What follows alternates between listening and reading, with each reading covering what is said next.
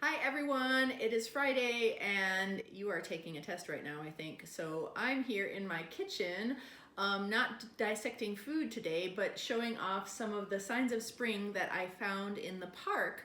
I actually collected all of these twigs several weeks ago, and none of them had leaves on them when I cut them, and I put them into little glasses of water, and they have been bud bursting ever since then. So it turns out it's a great time of year if you live in the Midwest or the Western states to go out and find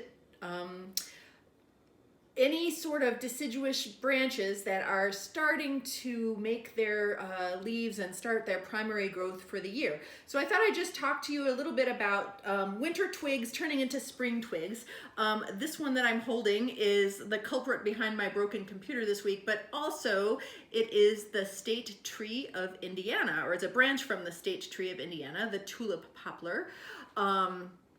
And this tree has really distinctive, lovely green buds that are busting open all over. And you can see that at every point along the stem from last year where there was a leaf, you can see a leaf scar.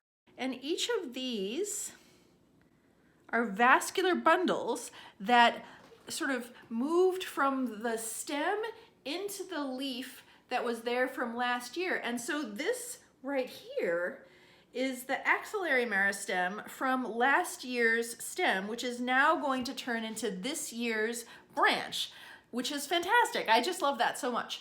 Branches also have terminal buds at the end of the season. The last few leaves that the deciduous trees and shrubs make are kind of not leaf-like. They're more like shells, or like a little helmet. They build these little shell, what we call bud scales, around the top of the apical meristem, and they protect them for the whole winter. And so if I look at this beech branch, beech is another native tree to Indiana, you can maybe see these are the bud scales that were produced by the branch, by the apical meristem at the very end of its growth last year. And pretty soon you can sort of tell, maybe, these are getting a little bit swollen and they're starting to bust open.